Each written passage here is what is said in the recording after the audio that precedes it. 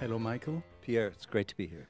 We are in Deauville. Congratulations for the prize Thank you. you are receiving for the book. Before talking about Robert Redford, I'd like to know what kind of child and student you were. Well, talking about my childhood and the kind of student I was is really, you can parallel this without any strain to Robert Redford and the kind of childhood and the kind of student he was, because it was those commonalities that really brought us together. He wasn't an A student by any means in Santa Monica in California, the son of a milkman who went on and did an accountancy degree and became a worker for Standard Oil, an accountant for Standard Oil, you know, one of the big oil companies. But a quite basic childhood, and in and out of school. They moved from Santa Monica into the valley, which was like moving into the desert. And it was kind of, I suppose, lower working class, similar to mine in Dublin. So we would have had very similar childhoods that drove, I suppose, dreams and made us want to not necessarily stay with the conventional educational system. And that's why I emphasize the fact that neither of us were great students, but be very ambitious to get somewhere. And it'll sound like a stretch since I just happened to be talking to you, Pierre, but both of us headed for France in one way or the other. You know, in my case, imagination, reading Verne with just enormous appetite, and then Balzac, and going on to Apollinaire and Baudelaire and all the rest. And Redford heading off in 1957 to the Beaux-Arts to try and become a painter. So we often laughed about the fact that there were similarities in our lives. In this program, Le Vrai Monde, there is a recurring moment where I ask the guest to close his or her eyes. Could you close your eyes? Can you remember and tell us what your room looked like when you were 15 years old? I mean, spatially, where was the window? How does it look like? Absolutely, and what an extraordinary psychological challenge. Yes, I was in a box room in a small worker's house in Drumcondra. My father was an engineer. I had a sister and two brothers. We weren't a bookish house in any way, but my father was very literate and introduced us to fascinating stuff. Edgar Allan Poe, of all people, at the age of 4 or 5. So he would have us do what you're having me do. Sit by the fireside, close our eyes, and he'd read The Telltale Heart. So we'd all go up to bed terrified. My bedroom looked out onto a street, a single street lamp. And my father would enjoy telling me that before I was born, in the early 50s, that would be a gas lamp. So he would relate that to Dickens and Balzac and how near the past was. And the past, my dad would say, is always knocking on your window. So I grew up. My dad's friend was the president of the James Joyce Society, so we would hear the most wonderful poetry, and Poe particularly was a big part of our lives. And I remember hearing my introduction to women and sex and joy and love was Poe. Was Helen, thy beauty is to me like those Nicean barks of yore, that gently o'er a wayward sea the weary wayworn wanderer bore to his own native shore. On desperate seas long one to roam, thy hyacinth hair, thy classic face, thy naiad airs have brought me home to the glory that was Greece and the grandeur that was Rome. And these wonderful words from childhood in that small box room, looking out on a recently converted gas lamp, you felt you were at the nexus of the past and the future. And I think it wasn't a surprise really that myself and my brothers went on to be either academic writers or, as I did, a popular writer. In your book, we learned that when Robert Redford designed his house in Utah, he wanted to specialize it in an anti-American way. Yes. I thought it was mesmerizing because he's a typical American guy, but he has also love-hate relationship with his own country. Absolutely. I think the thing about Redford is, and you see it in films like some of the films he truly loves, like Jeremiah Johnson. He has an acute sense that America was built on the dream of a voluntary multiculture, but that it was done through genocide. and the whole phony journalistic phrase in 1846 of "it's our manifest destiny to overtake this nation." The impact it had on the Indians, especially the Comanches, Comanchini or Comancheria, whatever it was called at the time, on the Texas border, how those lands were taken away, how indeed the Texan Wars in the 1830s and that were really wars of empire conquest. Those things sit heavily on him. If you want to get into Redford's soul, what it is a beating heart, anxious to educate, to give foreign education to American children. The schisms he sees in America today, the battle between democracy and autocracy that was reflected in the Trump-Biden election, which appalls him, sickens him, is, he says, a complete failure of primary education, a lack of understanding of young American people, of how America was founded in the 1770s, not understanding the origins of America, Spinoza, David Hume, Jefferson, the principles of how the Constitution came about and what the Declaration of Independence truly meant, what we the people means, all that. These are the things that he talks about in his day-to-day life. When he talks about Sundance, he refers to it as could be in thorough water. Walden Pond. Yeah, the pond, yes, in which creative minds could, in a way, swim and give birth to beautiful things. Even in that way, there is a reference with America, but in an old way. I think he refused so long to work on memoirs, fundamentally because he's a shy man, but secondly because he thought that the nature of journalism is too impatient and superficial, and there's very little accent on anthropology. So the fact that I was interested in the books I'd read, not specifically Verne, but certainly Balzac, where Balzac set out to, like Dickens, to record, the changes in French society from the Ancien regime to the more modern French society, and to encapsulate all of human experience, to really do something encyclopedic. Redford, from the very beginning, it struck me very quickly when I spent time with him and his friends and directors, had that same completist vision of doing something that was about all of America. So two things very much in common.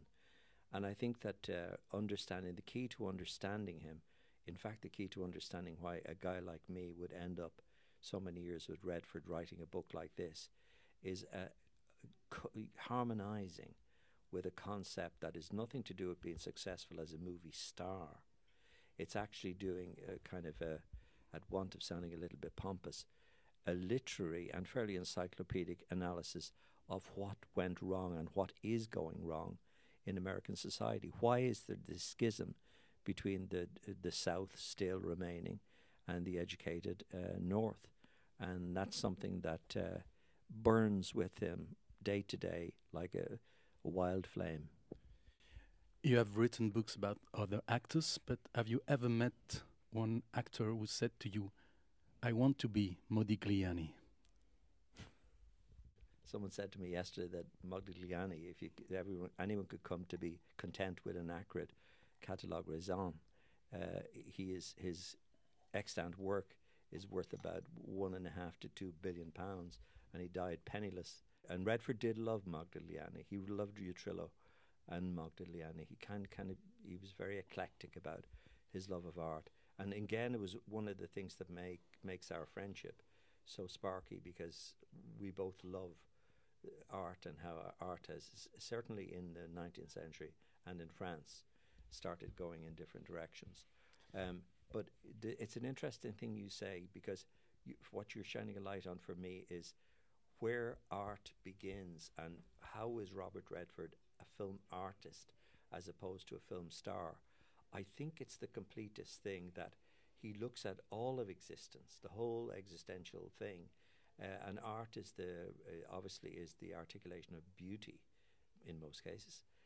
So I think today he has his art all stocked in his lawyer's office in the Avenue of the Americas, and I've been there and I've gone through it, and I'm trying to persuade him to exhibit, because it's a it's a wonderful account of his own changing nature.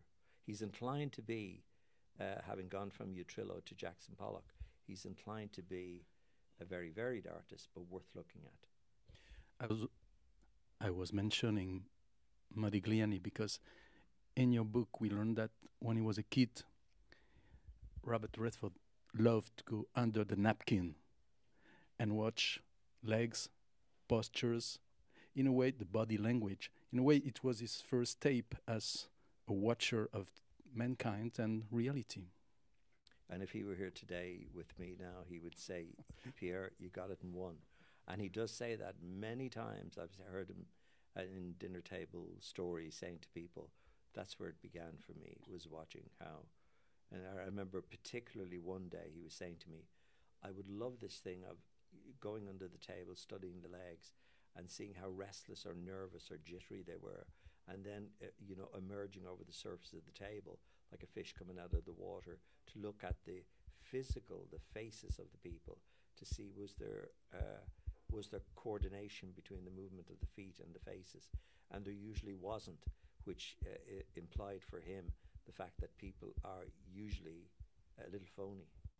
At what moment he's bringing his children in Gibraltar in Spain, and his daughter says that he could spend hours just watching the sea without saying anything, which is also something that painters and filmmakers have to do sometimes, waiting instead of rushing.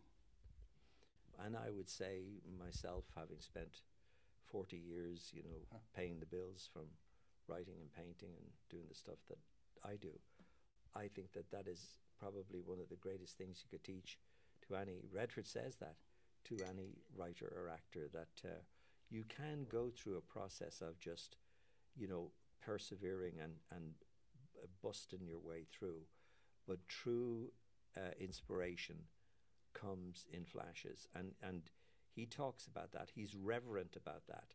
He believes that when you wait for the moment to come, that's what it's about. I was also mentioning Modigliani because there is a dark side in Robert Redford. He says he was in Asia, I think, and he said that there was a negativity in him that was flowing, not constantly, but a lot of time. And I understand that his heart and his legacy is to break that negativity and make it something useful for other people. I think you're right. I mean, he would be, if someone said to me, is he an eternally optimistic and resilient person? He's not. He's not an eternally optimistic and resilient person.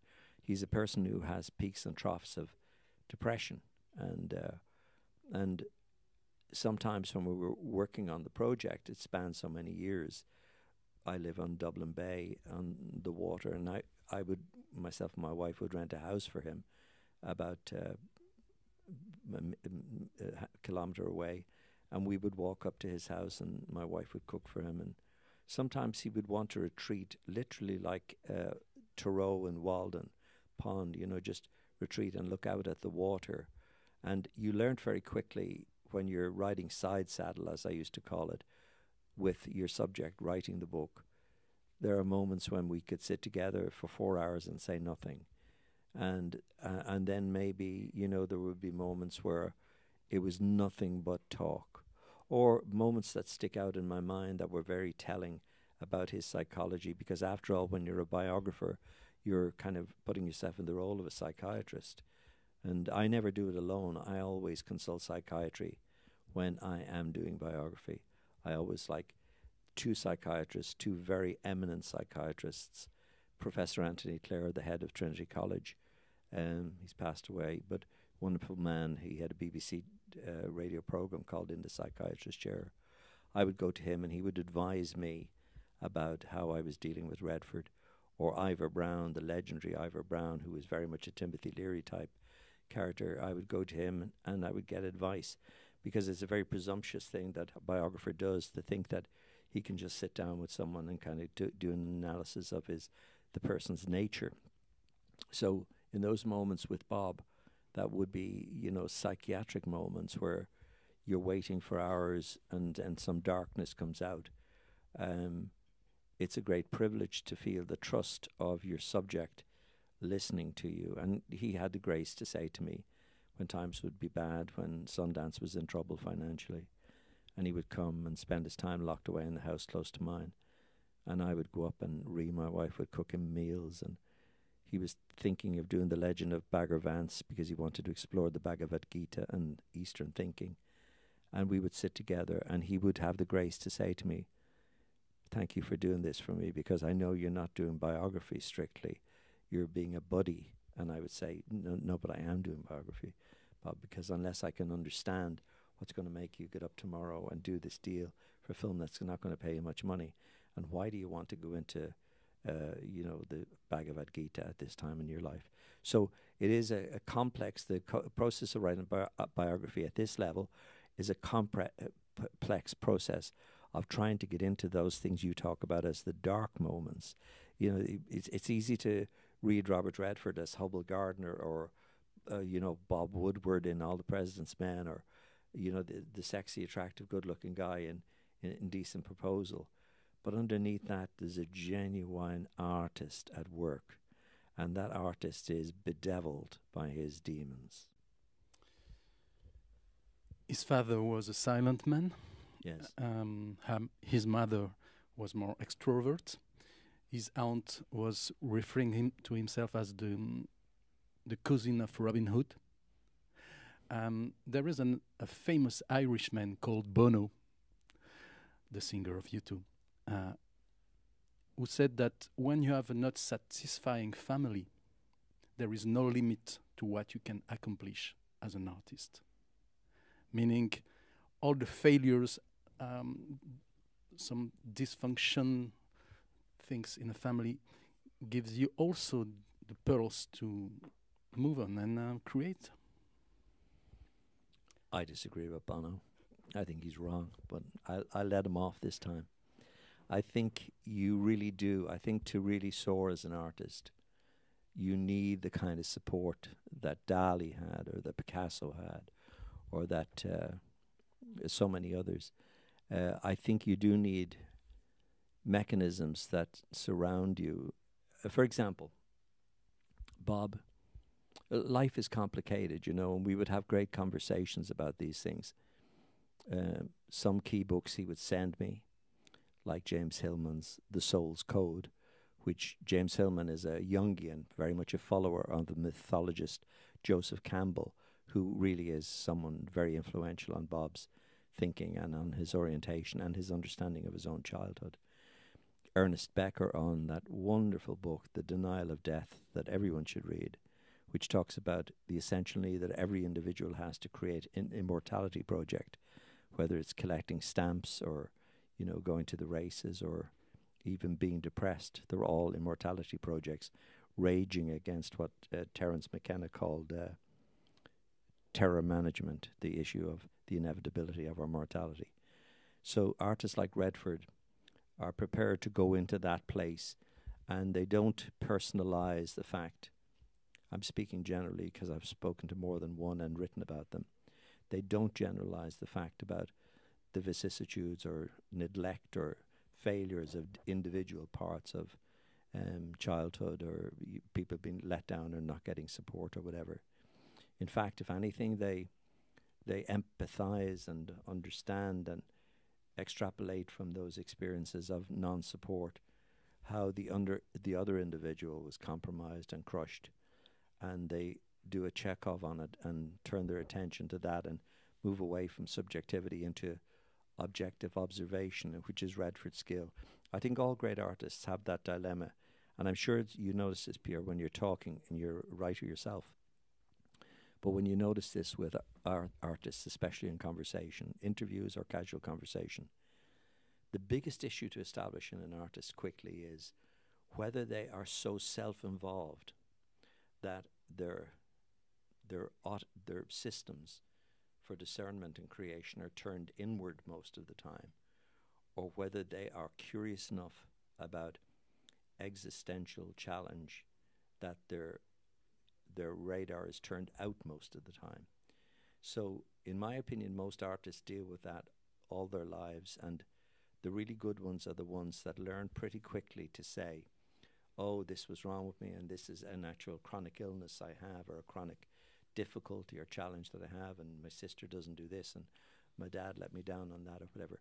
But they quickly learn a mechanism to look at Emmerich, or look at Pierre, or look at, and to turn their eyes and their radars outwards.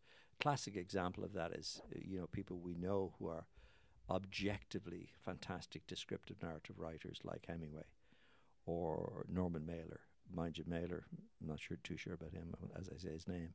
But I really think that Redford had a lot of stability and love in his life, especially from women.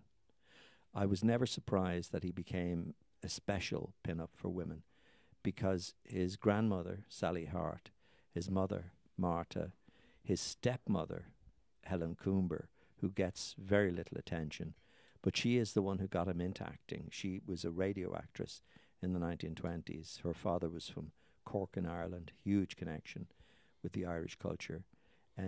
He was really embraced in a cocoon of loving women. Not so much his father. His father was a critical type of man, but that's life.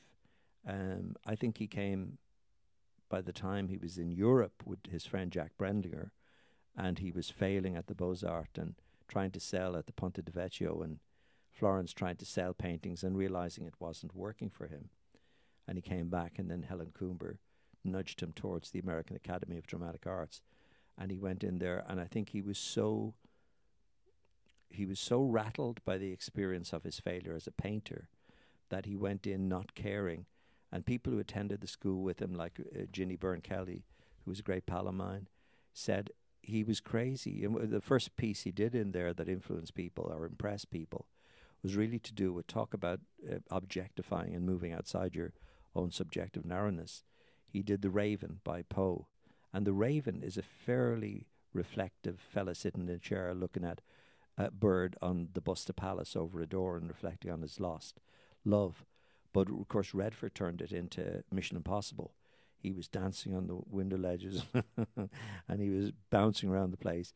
And that disinhibition came from just having a crap time trying to be an artist in Europe and realizing he was too self-absorbed.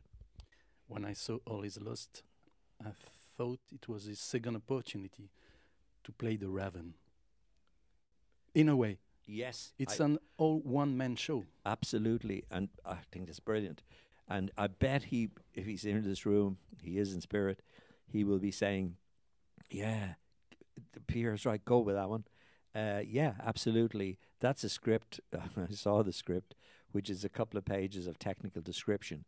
And I know how much that would have driven him, absolutely excited every part of him, in the same way as Francis Fuller saying, Mr. Redford, can you get up and do The Raven? Boom. And Redford, of course, since it's a Raven, I said to him that day, The Raven.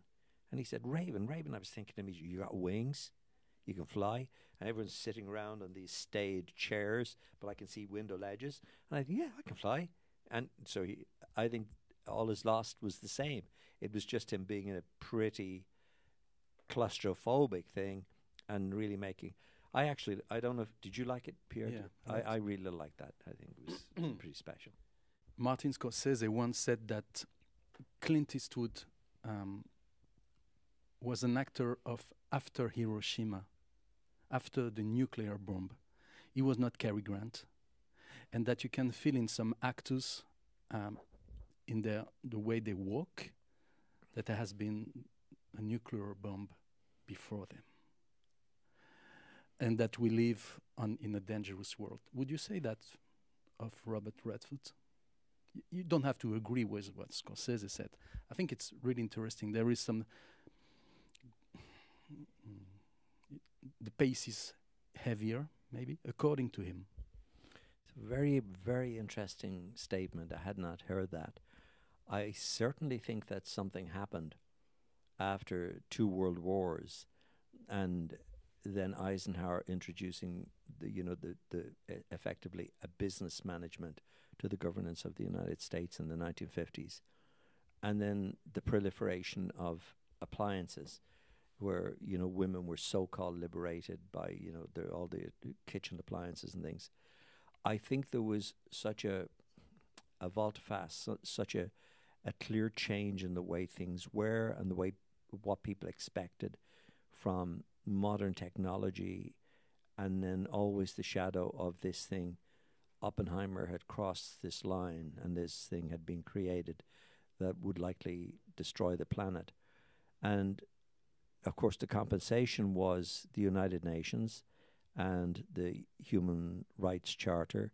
But there was a sense that, well, there had been the League of Nations after World War I, and that didn't work. So there was not a lot of comfort in it. People like Redford spoke, Redford did with me, speak openly about this, that the confused signals, combination of paranoia-making peace policies, the instability in the Middle East that started immediately in the end of the 40s, and then Britain's role changing with the loss of the Suez Canal, and then the change towards industrial civilization, moving towards technological civilization, that the things that went through an artist's mind, and he said, I'm paraphrasing what he said, became different. So the show he related to at that early stage was The Twilight Zone, Rod Serling's great series on CBS, which happened in the 59-60 period, which was the period when Bob was coming in. In fact, I think he did one episode of The Twilight Zone. And this was a kind of surreal science fiction thing that was based on the paranoia of the Cold War. And there, what Martin Scorsese is saying is really an interesting thing. Yeah, Redford would say that the relative comfort and ease and conservatism and repetitive quiet sands of pre-1960s filmmaking, he came in, he said, at a terminal, even in terms of television, becoming a legitimate competitor to the big screen. So he said he had a decision to make in 1960-61, where he had done some TV parts like The Twilight Zone and The Naked City and The Virginian, and he was being pushed towards television, and the money was very good. Bing Crosby Productions offered him, like the max an actor would get for a TV series was, I think he said, $50,000 a week. And then when Bob said no, Bing Crosby offered him $100,000 a week, and then it went up to, eventually offered him, I think it was $300,000 a week. So this was life on, the happy house on the hill. It was a retirement offer. And he said no, he didn't want to do that. So instead he made a student film, War Hunt, where he made his first great friendship in film with Sidney Pollack, who became a director. And then he was signed to Paramount, and he went on and he did other things. But I think he was possibly different from Clint. I understand what Marty's saying in the sense that Clint became very much a kind of a combative and pugnacious type presence and actor. Bob was a little more subtle, I think. Bob went around the track, but he went into very deep philosophy compared to Clint. Like a movie, like once he could do independent movies, and his first two major ones that he was allowed to do for Paramount was Downhill Racer and The Candidate. And if you look at those movies, they're extraordinary, critically acute movies about what America was. The Candidate was about the deception that candidates, the rhetoric and garbage that candidates promise you in a faux democracy that are completely empty. So that's the character he played, Bill Mackay, in The Candidate. And in Downhill Racer, it was about the mad focus on competitive sport to achieve this number one. And the Chapelet character he plays in Downhill Racer, he said, this guy must be a shit.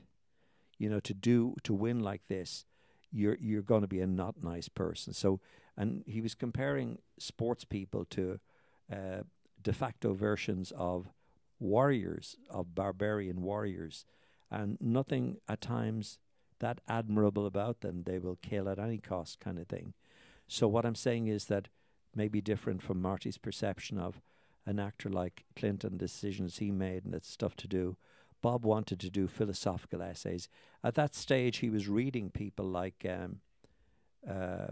Henry Miller, and he was reading people like people who were more polemicists, who were, looking at the other side, John Dos Passos, who were looking at the other side of the American experience. I think there you see, once Bob gets a whack at independence in 64, 65, he's never going to be an old type studio actor. He's always going to do something that is a little disturbing, a little upsetting, and maybe even a little too brainy to get a popular audience. But he doesn't give a damn. He's going to do it anyway. At the time of John Fitzgerald Kennedy, Redford was on stage, and he said that the day after the murder, the laughters and the reactions of the audience in the theater was not the same, and never again was the same. We talked about that, and he said he remembered the war years. His favorite uncle, Uncle David, was killed in Belgium. He said, in the 50s, we got this lollipop to suck with all this great TV, the Donna Reed show, Bob Cummings show, Leave It to Beaver, Mr. Ed, the Talking Horse, the Flintstones. You'd all this great chewing gum for the eyes, and everything was boppy, and, go down to the foyer and have your ice cream before, part 2 comes on, Flash Gordon or whatever. It was all happy, happy, happy. And Kennedy came in, the famous 1,000 Days, and he came in, and of course that incredible thing he did, which seems to me probably to be, in the last 500 years, the most important political speech, in May 1961, saying, which was really a prophecy for technology and a dare, saying we choose to go to the moon in this decade and do the other things, not because they're easy, but because they're hard. And this was only a couple of weeks after the Russians had put Yuri Gagarin in orbit, and America was so far behind with technology that Kennedy was making that speech in Florida in May 1961, when all the Americans could do would lob a guy 115 miles up, and like the thing that Amazon did with William Shatner a couple of weeks ago. So they hadn't even got the technology or the equipment to get to the moon. But there was this great kind of promise to get to the moon. But that instant you refer to there, Pierre, where Redford said that laughter didn't sound the same. He said that because he was very proud of Kennedy's commitment to go to the moon, and then the fulfillment of it in July 1969 when those men landed on the moon. He said America's capacity to do things it was proven by Kennedy's pledge. But the tone of the way people responded was, he said there was a vox pop feeling that what we lived on in I Love Lucy and Mr.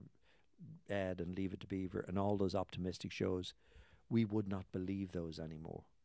So he said, I know the movies, nothing's going to change my mind here.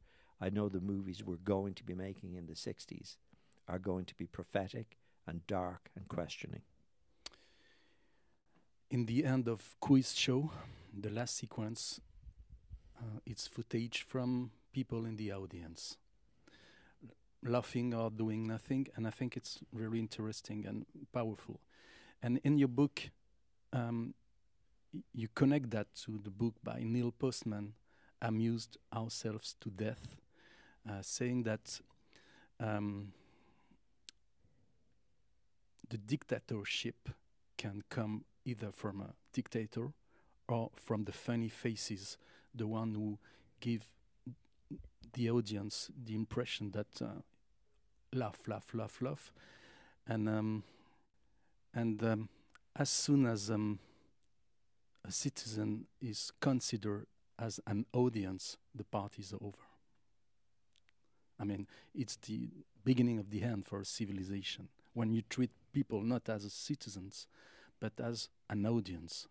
Oh, for sure. And again, I think you're reading Redford very well, in the sense that Redford felt that once you had a captive audience whose minds were turned off to watch, and this is not critical of Disney now, but to watch just banal, vanilla stories. That all you're doing is a type of hypnosis, sleep hypnosis. You're not actually doing anything with that audience to provoke or stimulate in any way. And he would be turned on, as he often referred to with me, in the magic that came from the Platonic dialogues, you know, that someone is talking to someone to stimulate someone to say something back. And emphasizing, this is not an argument, Mike. This is how discourse works. If you're prepared to give time to someone, express your opinion, they disagree with you or agree with you, it's going to be very interesting what comes out of that in terms of how the other person is affected and how you're affected. So he brought that into his filmmaking and always wanted to know, was very interested in reviews, was very interested in writers reacting to the story content of what he was doing, because he wanted that response. I think in Quiz Show, you're right, the Neil Postman connection was very important, because it seemed to Redford that we are heading either into an Orwellian future where IT frightens us all and has us all beholden to it, and we just behave as we're told to behave with badges and barcodes and going through airports with stamps on our wrist and all the rest, and we do what we're told to do.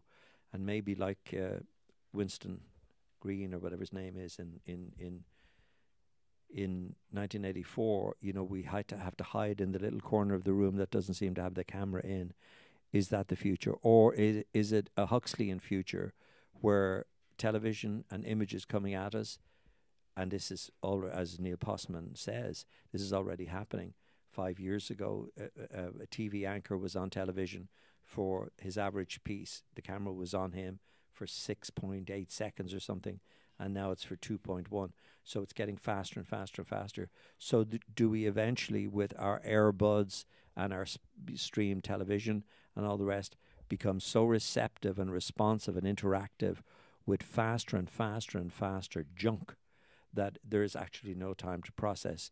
Oh, your brother's dying of cancer. Oh, wait a minute, I just have to finish this game. And are we going to go that way? So Huxley saw that as being the way mankind would likely go, and Orwell saw it in another dark way. And Redford definitely did want to engage that, because he felt that the audience, we're back down to education, if the audience were informed, and this is why Sundance, he said there has to be ethnic voices. We have to hear the Hispanic voice, the Jewish voice, the black voice. This is what Sundance was all about, because otherwise we're just listening to the echo of ourselves. We're in a Huxleyan situation, you know. And Huxley famously said, his recipe for life, what is the method, you know? How do you break out of this inevitable thing where we're so hypnotized by pleasure that we just keep going there till we boil like the frog in the frying pan and we don't know we're being killed? Huxley basically said, it seems to me the most beautiful and positive thing we can do is enact the capacity we have for empathy and kindness. So it's that Redford thing again about, or artist thing about not looking so much inside yourself, well, what's wrong with me in my childhood? But, hey, look at that guy there. He seems to have a rough time. Maybe I could help him. I never forgot that the last sentence in 1984, the book, is, I loved Big Brother. Yeah. Which means that sometimes people like to be victims. Yes. They think they are in command of their lives, but they know they are the buffoons. Yes. Yeah. In The Company You Keep, his movie, his character is saying something really harsh. Journalism is dead. I mean, it's thought-provoking. I don't think Redford thinks that, but he wants to emphasize on that. It's journalism is dead. I think his belief is, it's certainly mine, that journalism is now so associated with commerce. You know, and this is not about just the absorption, whether it's on YouTube or on your national broadcasting TV. it's so sandwiched between and connected to and dependent on the money of selling goods, that there's always a sense that you're getting an apple with canker in it. There's rot in it. And so therefore it is very hard to see. I think there's a very interesting thing to talk about, Pierre, that Redford would be talking about if he were here today. There's a famous book by Stanley Cohen called Folk Devils and Moral Panics. And it's been interesting to me as I've been giving interviews over the last year or two that so few people know about Stanley Cohen and about the principle, sociological principle of moral panic. And this goes back to Greece and Rome, but more recently, whether it was the abolitionists in the 19th century, whether it was in the 20th century, the obvious ones are always McCarthyism, like the witch hunt, the Reds under the bed. But it happened for AIDS, it happened. It's happening recently with the Me Too movement, becoming a kind of a moral panic that triggers cancel culture and all that kind of stuff. But understanding it and understanding what the mechanisms in the pacts that we make as individuals to live communally and develop societies and enter into business deals and all that kind of stuff and create societies and indeed create the institutions of journalism and things like that, that an awful lot depends on the integrity of the deal. So Moral Panics, Stanley Cohen's book, I recommend to everyone, deals with how moral panics are cyclical. So it may be Me Too, and it may be Black Lives Matter, and it may be wokeism today, and yesterday it was avoid AIDS people, avoid AIDS, and before that it was the Reds under the bed, you don't want communists in America. Before that it was Nazism, whatever. But these things come. Now it's Trumpism, these moral panics. I think that journalism, when it stands apart in the way Orwell carried his flag, there is such dignity and beauty and value in that. But it's risky because the proliferation of social, Stephen Fry said that the problem with social media is it is graffiti on toilet walls. So even if you're writing a blog, you're in a toilet. And your difficulty is that all you're doing is graffiti on toilet walls. Now, every so often there's a Banksy, and the toilet wall were taken off the wall and hanging up in the National Gallery. But the truth of it is journalism is in a perilous state. Sometimes when someone is famous as a director, as a political figure, we tend to forget how gifted and how good he is as an actor, which sometimes I think is the case with Redford. And I'm always mesmerized by how he can mean something in 2 seconds. And in your book, there is a very nice sentence. He says that a lot of too many actors goes from the out to the in, the outside to the inside, and Robert Redford prefers going from the inside to the outside. I think that is absolutely right, and we've had this conversation, he and I, so many times. It's also something to do with the fact that he has a natural kinship with Native American people. And if you've encountered Native American people, as they are today, they are generally, as Robert Pirsig said in his book Lila, where he likens Redford to a Native American Indian. Robert Pirsig said about Redford that Redford had an awful lot in common with Native American Indians, and they are generally very impassive and inexpressive, but everything they feel is happening inside. And when Pirsig, who wrote the Zen and the Art of Motorcycle Maintenance, said this to Bob, Bob said he went home and slept on it and thought about it, and he said, yeah, I do relate to Native American Indians. They feel a closer part to me than any of my Scottish or Irish or American heritage. I feel as a part, and the point you just said, Pierre, is exactly that. He said, when you meet a dignified Native American, the emotion, the feelings, the things happen inside and come out usually with very little expression, but they come out with passion. And that is what I want my acting to be. Are you ready for the ritual questionnaire? Absolutely, yes. Where were you on the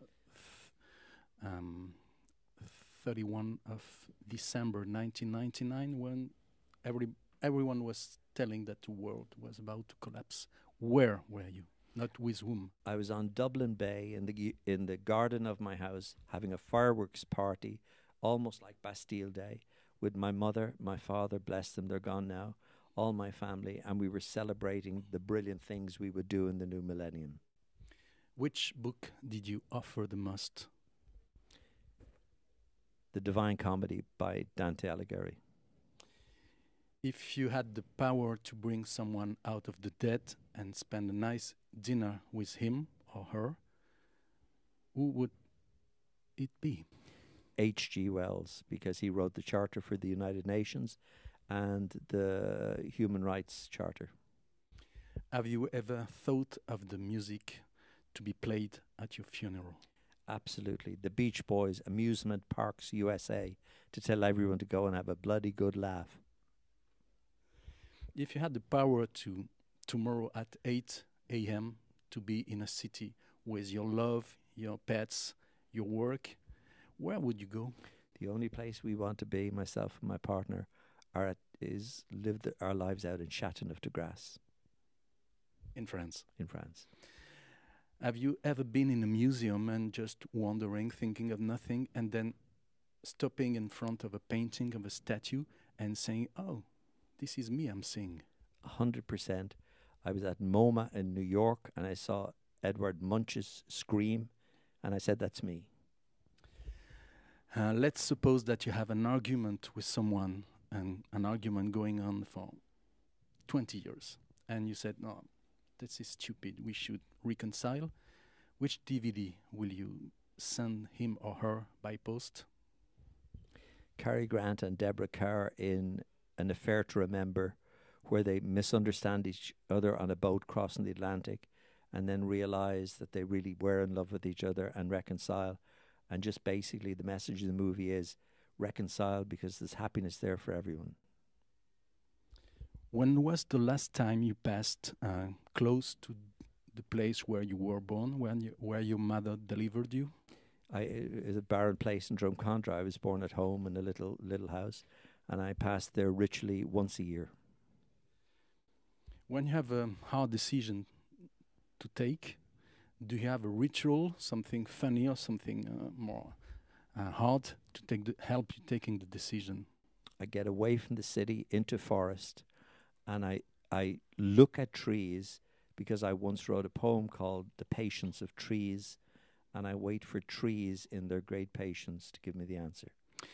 In your book, you mention R.D. Laing, the anti-psychiatrist, and John Havnet, the director, saying that someone who was about to commit suicide, he saw La Strada from Fellini, and he decided to remain alive.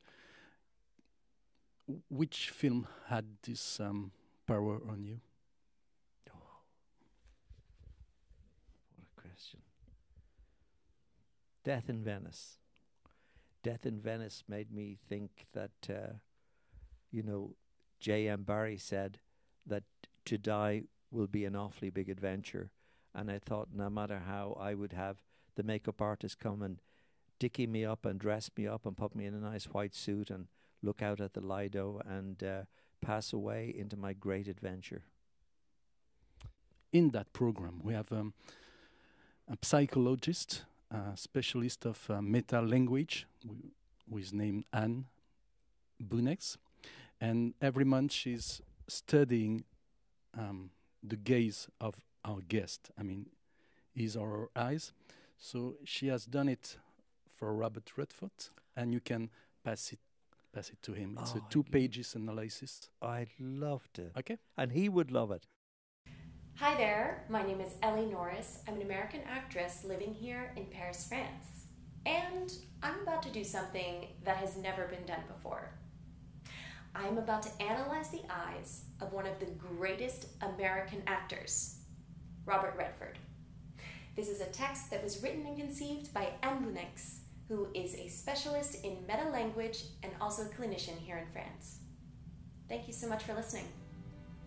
Flash! You meet that gaze, and it's like a speed camera flashing you on the highway. The immediate reaction is one of surprise. It's a gaze that captivates you. It is so striking that you are immediately caught by its soft yet extremely bright beam. These smart, mischievous, uninhibited eyes take in the world at high speed, but intelligence is behind the wheel of the speeding vehicle.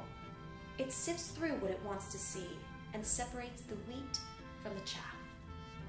When they encounter that gaze, everyone obviously notices its joyful side, first of all, and responds with at least a smile. This is magnetism at work, prompting a mere response. These are laughing eyes, for sure, but not with a raucous or mocking laugh. They are more like the eyes of a laughing Buddha, suggesting an enlightened consciousness, a benevolent and generous nature. Life is beautiful. Let's taste it. And above all, let's not spoil it. These eyes are aristocratic and elegant. They display masculine strength in feminine attire. There is nothing naive about this jocular gaze. It is experienced and knows our mysteries as humans, our complexities, and our contradictions. It nuances its perception with science and empathy. It wants to share and see the best rather than the worst, ignoring any unpleasant details. You only live once. These are greedy eyes, and they acknowledge their sin with glee. Careful though, that laugh can certainly disappear suddenly. Given the wrong situation or the wrong person, those eyes can quickly lose their charm, levity, and humor. Their muted, joyful light can become cold, like the glint of a sharp blade. In summary, these laughing and friendly eyes are home to be at the very heart of life's force. Their extreme sensuality serves that force. So how can we fail to fall under the spell of this dazzling sensuality? Are they looking at you? Did you get flashed? Your penalty is to fall under their spell. You remain free, however, unless you don't meet their standards. Then, the bright gaze will become a dark glare. So, try to stay on their good side. In other words, on the side of a fine and intelligent life. They always encourage you to do so. This is what we call charisma. Thank you, Michael. Fantastic. Goodbye. Thanks very much.